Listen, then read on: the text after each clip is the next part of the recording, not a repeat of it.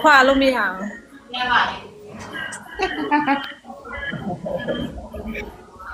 အချစ်ဒီပူလောင်ထူလောင်ညအေးအမှန်မောင်တုံည တုံညပြောက်သွားအောင်ပပလာခိုင်းလိုက် ပြီးပြီလားလာကေမိုတဲ့ဖွင့်တော့မှ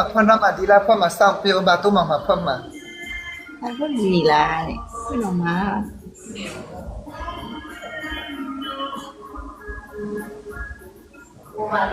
ခိုင်ကြလေကိုကကိုပဲကိုပဲကြောက်ခဲ့ပဲကောင်းလေမကောင်း